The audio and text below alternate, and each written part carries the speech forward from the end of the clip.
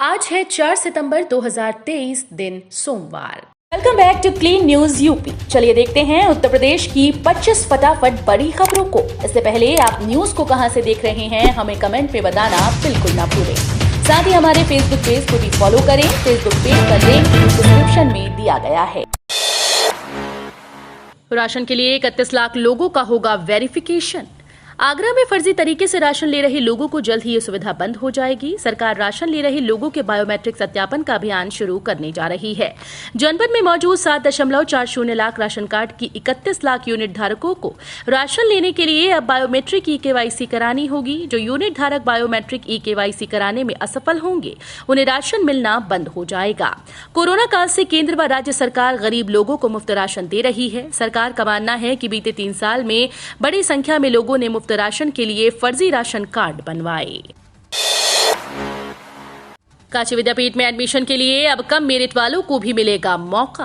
महात्मा गांधी काशी विद्यापीठ में स्नातक पाठ्यक्रमों में दाखिले के लिए कम मेरिट वालों को भी मौका मिलेगा। दूसरे चरण के काउंसलिंग में कम अभ्यर्थियों के आने से विश्वविद्यालय प्रशासन ने ये निर्णय लिया है। हर संवर्ग में 10 से 15 अंक कम कर नए सिरे से मेरिट जारी की जाएगी। महात्मा गांधी काशी विद्यापीठ में स्नातक पाठ्यक्रमों में दाखिले के लिए कम मेरिट वालों को भी मौका मिलेगा। दूसरे चरण के काउंसलिंग में कम अभ्यर्थियों के आने से विश्वविद्यालय प्रशासन ने ये निर्णय लिया है। जेल वार्डर के 2833 पदों पर जल्द होगी भर्ती।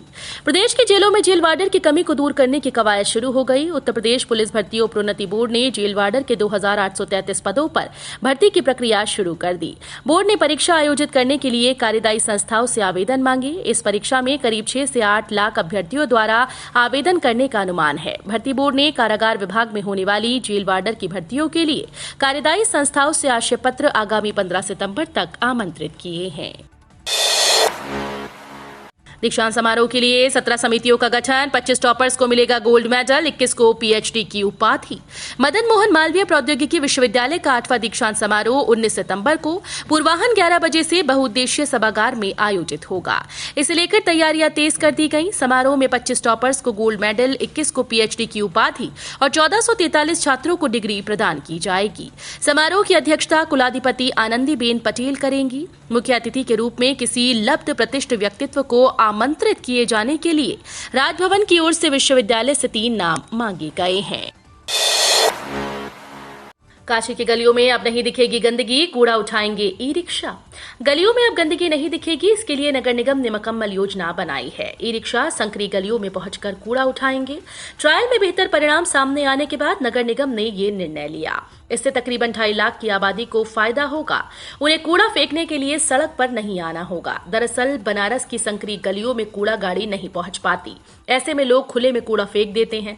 इससे गलियों में गंदगी का बोलबाला रहता है। इससे निपटने के लिए नगर निगम ने मुकम्मल प्लान बनाया। गलियों में ई रिक्शा से कूड़े का उठान किया जाएगा। अधिकारियों की माने तो ई रिक्शा के इस्तेमाल से सफाई व्यवस्था में तेजी आएगी। यूपी नीट पीजी काउंसलिंग के दूसरे राउंड का कार्यक्रम संशोधित। उत्तर प्रदेश के चिकित्सा शिक्षा और प्रशिक्षण महानिदेशालय ने यूपी नीट पीजी काउंसलिंग के दूसरे राउंड के कार्यक्रम को संशोधित किया। संशोधित कार्यक्रम के अनुसार उत्तर इससे पहले विकल्प भरने की प्रक्रिया 1 सितंबर से शुरू होकर 4 सितंबर को समाप्त होने वाली थी। राउंड 2 के लिए सीट आवंटन परिणाम 8 या 9 सितंबर को घोषित किया जाएगा। सीट आवंटित हुए उम्मीदवार 10 सितंबर से सीट आवंटन पत्र डाउनलोड कर सकेंगे।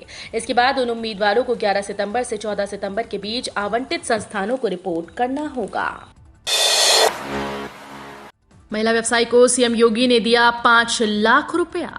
गोरखपुर में एक महिला व्यवसायी को सीएम योगी ने 5 लाख की आर्थिक मदद की। दरअसल 29 अगस्त को महानगर के रायगंज दक्षिणी में शॉर्ट सर्किट के चलते वैष्णवी साड़ी सेंटर में आग लग गई। इससे महिला व्यवसायी को काफी आर्थिक नुकसान हुआ। इस घटना की जानकारी होने पर सीएम योगी ने उन्हें आर्थिक सहायता दी। उन्होंने कहा कि उनके रोजगार को पटरी पर लाने में शासन प्रशासन से भरपूर मदद मिलेगी। सीएम योगी को जान से मारने की धमकी।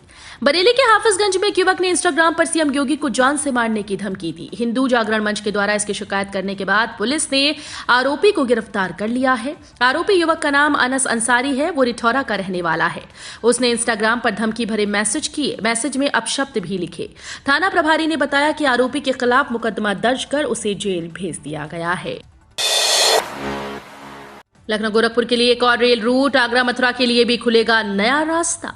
पूर्वोत्तर रेलवे की बरेली से पीलीभीत वाया मैलानी लखीमपुर होते हुए लखनऊ के रास्ते गोरखपुर की ओर जाने वाली रेल लाइन पर लंबी दूरी की ट्रेन का संचालन 2 से 3 महीने के भीतर शुरू होने की उम्मीद है। इसके साथ ही लखनऊ ले दिल्ली के लिए एक और वैकल्पिक रेल रूट मिल जाएगा। करीब 12 साल से बंद आगरा, मथुरा, कासगंज, बदायूं, बरेली, पीलीभीत, मैलानी, गोला, लखीमपुर होते हुए लखनऊ तक ट्रेन का संचालन फिर से शुरू हो सकेगा। वन और पर्यावरण मंत्रालय की अनुमति के बाद इस रेलखंड में काम शुरू हो गया है। अयोध्या रामलला की प्रतिष्ठा की तैयारी जारी। विश्व के 160 देशों के प्रतिनिधि बनेंगे भव्य कार्यक्रम के साक्षी। श्री राम जन्मभूमि में निर्माणाधीन दिव्य मंदिर में विराजित होने वाले रामलला का प्राण प्रतिष्ठा महोत्सव पूरे विश्व के आकर्षण का केंद्र बनेगा। दुनिया भर में फैले भारतीय श्रद्धालुओं को भी इस पल का इंतजार है। श्री राम जन्मभूमि तीर्थ क्षेत्र की ओर से गठित प्राण प्रतिष्ठा महोत्सव प्रबंधन योजना के एक वरिष्ठ सदस्य का अनुमान है कि यहां दुनिया भर से करीब 5 करोड़ लोग आ सकते हैं। अब इंदौर फतेहाबाद रतलाम रेल लाइन होगी डबल, 1762 करोड़ का खर्च।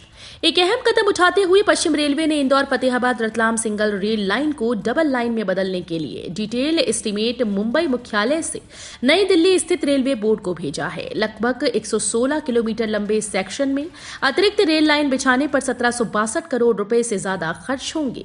बोर्ड स्तर पर पहले ही इस कार्य को करने की औपचारिक सहमति बन चुकी है।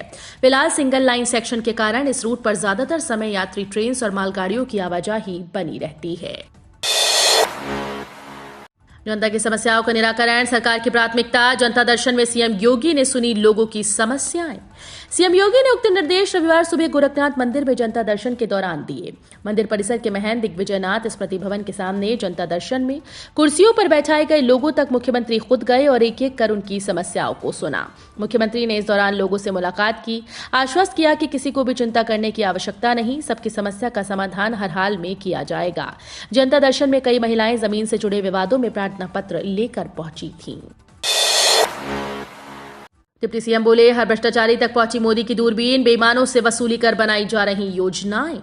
उप मुख्यमंत्री केशव प्रसाद मौर्य ने कहा कि प्रधानमंत्री नरेंद्र मोदी की दूरबीन हर भ्रष्टाचारी तक पहुंच रही है। बेईमानों से एक एक पाई वसूल कर गरीबों के लिए योजनाएं बनाई जा रही हैं। भाजपा को छोड़ देश में कोई ऐसा राजनीतिक दल नहीं जो गरीबों का भला सोचता हो। मौर्य रविवार को सफदरगंज इलाके में लखनऊ अयोध्या हाईवे के पास स्थित पारिजात युवक समिति के मैदान में पूर्व विधायक और इंडियन पासी समाज के संस्थापक स्वर्गीय राम नरेश रावत की प्रतिमा का अनावरण कर समारोह को संबोधित कर रहे थे। लोकसभा चुनाव के पहले शिवपाल भाजपा में शामिल हो जाएंगे, ओम प्रकाश राजभर का बड़ा दावा। सुबह सपा के राष्ट्रीय अध्यक्ष ओम प्रकाश राजभर ने बड़ा दावा किया है। उन्होंने कहा कि लोकसभा चुनाव 2024 के पहले सपा के राष्ट्रीय महासचिव शिवपाल सिंह यादव हमारे साथ आ जाएंगे। उन्होंने कहा कि महाराष्ट्र की तरह यूपी में भी बड़ा उलटफेर होगा। राजभर ने कहा कि इस संबंध में अंदर खाने बातचीत चल रही है। लोकसभा चुनाव के पहले शिवपाल पाला बदल लेंगे। पूरी तरह डीजी यात्रा वाला देश का पहला हवाई अड्डा बनेगा बाबतपुर एयरपोर्ट। वाराणसी एयरपोर्ट अब पूरी तरह से डिजिटल यात्रा के लिए तैयार हो रहा है। पहले प्रवेश द्वार पर उपकरणों की स्थापना के बाद लाल बहादुर हवाई अड्डा पूरी तरह से डिजिटल यात्रा वाला देश का पहला हवाई अड्डा बन जाएगा। एयरपोर्ट पर अभी तक डिजिटल यात्रा के लिए 2 द्वार निर्धारित किए गए थे। यात्रियों की संख्या और डिजिटल यात्रा के प्रति विमान यात्रियों की रुचि को देखते हुए पहले प्रस्थान द्वार पर भी डिजी यात्रा संबंधित उपकरणों के स्थापित किया जा रहा है। नया वेरिएंट पिरोला पिछले वेरिएंट से कितना अलग? कोरोना के नए वेरिएंट्स के मामले वैश्विक स्तर पर तेजी से बढ़ते जा रहे हैं। एरिस और पिरोला जैसे नए वेरिएंट्स की प्रकृति काफी संक्रामकता वाली देखी जा रही है, जिसको लेकर स्वास्थ्य विशेषज्ञों ने चिंता जताई। पिरोला के मामले काफी तेजी से बढ़ रहे हैं और बेहद कम समय में 55 से अधिक देशों में पहुंच चुका है। विश्व स्वास्थ्य संगठन ने इस नए वेरिएंट की प्रकृति को देखते हुए इसे वेरिएंट अंडर मॉनिटरिंग के रूप में वर्गीकृत किया है। पाकिस्तान सुपर 4 में पहुंचा, भारत श्रीलंका की राह आसान। एशिया कप 2023 में 3 मैच हो चुके हैं और सुपर 4 के समीकरण बहुत हद तक साफ हो गए। पाकिस्तान ने ग्रुप स्टेज में अपने दोनों मैच खेल लिए और 3 अंक के साथ ये टीम सुपर 4 में पहुंच चुकी है। एशिया कप 2023 में पाकिस्तान सुपर 4 में पहुंचने वाली पहली टीम बनी। वहीं भारत और श्रीलंका की राह बेहद आसान है। चौथे स्थान के लिए अफगानिस्तान और बांग्लादेश के बीच मुकाबला है। यहां हम एशिया कप 2023 की अंक तालिका और सुपर 4 के समीकरण के बारे में बता रहे हैं। यूसीसी पर भड़के सपा सांसद शफीकुर रहमान। यूपी में यूसीसी लागू किए जाने के लिए राज्य विधि आयोग की सहमति पर सपा सांसद शफीकुर रहमान ने कड़ी प्रतिक्रिया दी। उन्होंने कहा कि बीजेपी सरकार मुल्क में अच्छे हालात पैदा करने की जगह ऐसे मसलों को छेड़ रही है जिनसे मुसलमान कौम परेशान हो। बीजेपी चुनाव में फायदे के लिए यूसीसी के मुद्दे को सियासत से जोड़ रही है, ये ठीक नहीं। पीएम मोदी मणिपुर और राजस्थान की शर्मनाक घटना पर चुप्पी साधे हैं। चुनाव से पहले बीजेपी ज्वाइन कर लेंगे, शिवपाल बोले ओपी राजभर। सुबह सपा चीफ ओपी राजभर ने सपा नेता शिवपाल यादव को लेकर बड़ा दावा किया। उन्होंने कहा कि लोकसभा चुनाव 2024 से पहले शिवपाल यादव सपा छोड़कर बीजेपी ज्वाइन कर लेंगे। दरअसल हाल ही में शिवपाल यादव ने सीएम योगी से अपने व्यक्तिगत संबंधों की चर्चा को लेकर कहा था कि वो जब चाहें सीएम योगी से फोन पर बात कर सकते हैं। घोसी की जनता से अखिलेश यादव की अपील। घोसी उपचुनाव को लेकर सपा प्रमुख अखिलेश यादव जनता के नाम एक पत्र लिखा। इसमें उन्होंने सपा प्रत्याशी सुधाकर सिंह को वोट देने की अपील की। उन्होंने लिखा कि घोसी की जनता बीजेपी को सबक सिखाएगी, जनता उसे ही चुनेगी जो उनके काम आता है। सभी लोग बिना किसी दबाव में आकर वोट करें, एक भी वोट न घटने पाए, एक भी वोट न बटने पाए। इस चुनाव में असली जीत जनता की होगी। साइकिल का बटन दबाएं और खुद को जिताएं। योगी सरकार को राकेश टिकैत की चेतावनी। बीकेयू के नेता राकेश टिकैत ने गन्ना भुगतान की मांग को लेकर यूपी की योगी सरकार को चेतावनी दी। उन्होंने कहा कि 20 दिनों में किसानों के बकाये गन्ने का भुगतान नहीं हुआ तो गन्ना मिल में तालाबंदी कर फैक्ट्री के गेट को वेल्ड कर दिया जाएगा। किसान जिले में ट्रैक्टर मार्च निकालकर अपना रोष प्रकट करेंगे। एक साल से भुगतान रुका हुआ है। चीनी मिल किसानों को भुगतान नहीं कर रही और प्रदेश सरकार भी मौन साधे बैठी है। सहारा इंडिया का सारा पैसा होगा रिफंड। सहारा इंडिया से रिफंड लेने के लिए जिन लोगों ने रजिस्ट्रेशन करवाया उनके द्वारा दर्ज की गई जानकारी और दस्तावेज का वेरिफिकेशन करने के बाद 30 से 45 दिनों के बाद उनके बैंक खाते में रिफंड की राशि ट्रांसफर कर दी जाती है।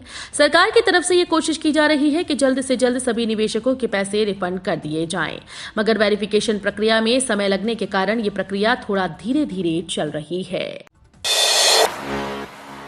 पिंकी गुप्ता की रहस्यमयी मौत के मामले में बड़ा खुलासा।